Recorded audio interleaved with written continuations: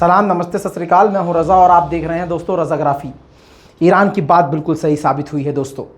आपको बता दूं इस रिपोर्ट की सबसे बड़ी खबर, दिमाग घूम जाएगा अगर आप सच में अज़रबैजान से मोहब्बत करते हैं, तुर्की ईरान से मोहब्बत करते हैं। यकीन जानिए, दिमाग घुमा देने वाली बात। आइए सामने आपको बता दूं कि कल की रिपोर्ट में आपको प्रूफ के साथ साबित कर दिया था मैंने कि किस तरह से अज़रबैजान की खुले में ऐलान करके इजराइल ने मदद करने की बात कही है। जी हाँ दोस्तों, और मैंने ये भी आपको बताया था कल की रिपोर्ट में कि F-35 विमान, अमेरिका का सबसे ख़तरनाक विमान, 2 फाइटर जेट, इजराइल ने अपने वो 2 फाइटर जेट अज़रबैजान को दे दिए हैं कि उड़ाओ अपने बॉर्डर पर। ईरान के ख़िलाफ़ जो भी हथियार, जो भी मदद चाहिए वो हम देंगे। एक शैतान 2 भाइयों को लड़वा रहा है और अज़रबैजान की इतनी बड़ी बेवकूफ़ी कि वो लड़ रहा है। कहते हैं कि जीतने के बाद जो है यहाँ पर नहीं चढ़नी चाहिए। अब पाकिस्तान सपोर्ट कर रहा है अज़रबैजान को, तुर्की सपोर्ट कर रहा है अज़रबैजान को, तो शायद अज़रबैजान के अंदर ये होगा कि अब तो बस हमें कोई नहीं रोक सकता। लेकिन दोस्तों ये बात बहुत ख़राब है। अब आप जानिए, आपका दिल दुखेगा। माफ़ कीजिएगा, मैं ये बात नहीं सोचता था कि कभी ऐसा देखना पड़ेगा, ऐसा सुनना पड़ेगा, सोचना पड़ेगा, ख़ासकर अज़रबैजान को लेकर। कल तक ये बात सामने आई कि इजराइल ने कहा कि हम आपकी हर तरह से ईरान के ख़िलाफ़ मदद करेंगे, किसी भी तरह से।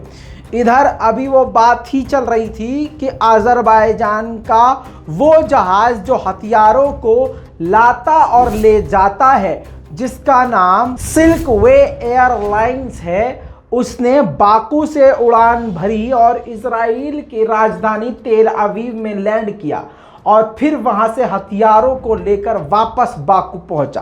तस्वीरों में देखिए, ये फुटेज इस वक्त पूरी दुनिया में वायरल हो चुकी है और ख़बरों में आम हो चुकी है। अगर आपको मेरी बात पर यकीन नहीं है तो आपकी बहुत बड़ी गलतफहमी है।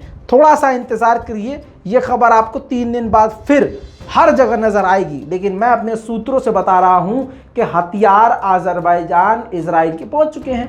अब आप खुद ही समझ लीजिए, जब सबसे ख़तरनाक फाइटर जेट इजराइल ने F-35 दे दिए हैं अज़रबैजान को और अज़रबैजान उसको दबा कर इस्तेमाल कर रहा है, गश्त हो रहे हैं, बॉर्डर पर चक्कर लगा रहा है, तो आप समझ सकते हैं कि अज़रबैजान पूरी तरह से इजराइल और इजराइल पूरी तरह से अज़रबैजान के साथ खड़ा हुआ है।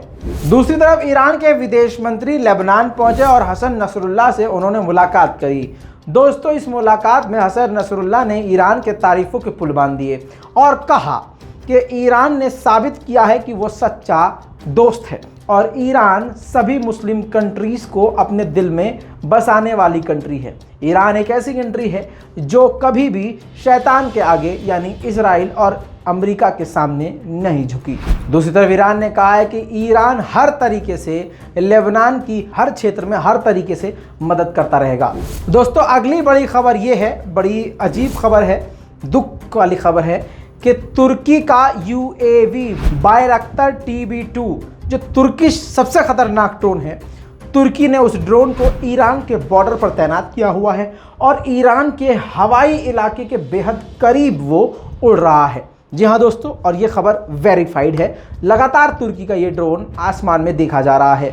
दूसरी तरफ ईरान के IRGC के कमांडर ने फिर से अज़रबैजान को वार्निंग दी है और अब ये वार्निंग जायज़ होती है क्योंकि अब धीरे धीरे अज़रबैजान खुलकर इजराइल की मदद ले रहा है, इजराइल के साथ नज़र आ रहा है। दोस्तों, अब ईरान के जनरल कमांडर ने सीधा सीधा कहा है कि जो इलाका है आपका, उस इलाके में जो तेज़ी से फेरबदल हो रहे हैं, समझाने के लिए बता दूं, फेरबदल का मतलब है कि आपकी मिलिट्री के अलावा दूसरी मिलिट्री भी मौजूद है, इजराइल की मिलिट्री भी मौजूद है और हमारे दुश्मन जो हैं, ख़ासकर हमारे दुश्मन की मिलिट्री फ़ौज वहाँ पर मौजूद है। ये चीज़ आपके लिए और हमारे लिए ठीक नहीं है। आपको ये चिताया जाता है कि जितनी जल्दी हो सके इन हरकतों से बाज आ जाएं। दूसरी तरफ ईरान ने थक हार कर फिर से UAV ड्रोन कर्रार का परीक्षण किया है, एक्सरसाइज में दोबारा से उसको दिखाया है और बताया जा रहा है कि कर्रार का ये नया वर्जन है जो कि पहले से ज़्यादा खतरनाक है। दूसरी तरफ तुर्की के डिफेंस मिनिस्टर ने बड़ी बात कही है। तुर्की के डिफेंस मिनिस्टर ने कह दिया है कि तुर्की और आज़री अलग नहीं हैं, हम एक ही नेशन हैं। बस ये समझ लीजिए कि हम दोस्त नहीं भाई हैं, और साथ में ये कहा है कि हम दोनों में कोई कंपटीशन नहीं है, हम एक हैं, एक थे और एक रहेंगे। Azerbaycan bizim dostumuz değil, bizim kardeşimiz. Biz iki devlet, tek milletiz. Bizim kardeşlerimiz, bizim efendim aynısı. Azerbaycan Türk'ü. Azeri diye bir ırk yok. Azerbaycan Türk'ü var, Azerbaycanlı Türkler var. Dolayısıyla bizim दोस्तों बड़ी खबर एक और सामने आ रही है, लेकिन अभी ये वेरीफाइड नहीं है, कुछ टाइम बाद वेरीफाई हो जाएगी, क्योंकि हमारे कई सारे सूत्रों ने, कई सारे रिपोर्टर्स ने इसको रिपोर्ट किया है। आपको बता दूं कि ईरान के डिप्टी फॉरेन मिनिस्टर पाकिस्तान पहुंचे थे। कल की रिपोर्ट में मैंने आपको बताया था और काफ़ी अहम मुद्दों पर चर्चा हुई थी, लेकिन मैंने बताया था कि मुद्दे सामने निकल के नहीं आए हैं, लेकिन अब वो बात सामने आ गई है। असल में बात यह है कि अब खबर ये सामने आई है कि पाकिस्तान अपने फ़ौज को अज़रबैजान के बॉर्डर से हटाएगा। जी हाँ दोस्तों, अब ये इसलिए है क्योंकि ईरान और पाकिस्तान बेहतरीन दोस्त बहुत पहले से हैं। अज़रबैजान का नाम तो आप हम पहले से नहीं जानते थे, ये जंग के बाद अज़रबैजान को दुनिया ने जाना है। पाकिस्तान, ईरान और तुर्की एक बेहतरीन तीन तिकड़ी बनी हुई थी। अब ऐसे में अगर अज़रबैजान के साथ ईरान भिड़ता है और अज़रबैजान के बॉर्डर पर पाकिस्तान की फ़ौज होती है, तो जाहिर सी बात है भिड़ंत फिर पाकिस्तान की भी ईरान से हो जाएगी। ऐसे में ईरान ने समझदारी से काम लेते हुए पाकिस्तान जाकर उनसे मुलाकात करी मिनिस्टर से, और अब पाकिस्तान की तरफ से ये इनपुट्स आ रहे हैं कि वो अपनी फ़ौज को अज़रबैजान की सीमा से हटाएगा। दूसरी तरफ दोस्तों, ईरान ने गज़ब का काम कर दिया है। हार्मोज बैलिस्टिक मिसाइल को दुनिया के सामने दिखाया, ज़बरदस्त एक्सरसाइज करके दुश्मन के डमी को उड़ा कर दिखाया है।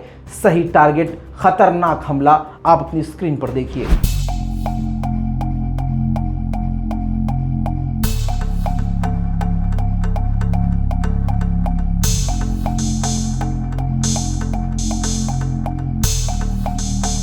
दोस्तों वहीं पर ईरान ने एक और समझदारी का काम किया है कि तुर्की की राजधानी इस्तांबुल में अपने मिनिस्टर को भेज दिया है। इस वक्त तुर्की और ईरान के बीच में इस्तांबुल में जो अज़रबैजान के अंदर घुसने और बाहर निकलने यानी ट्रांसपोर्ट को लेकर जो भी इश्यूज़ हो रहे हैं उस पर डिस्कशन किया जा रहा है और हल निकालने की कोशिश की जा रही है।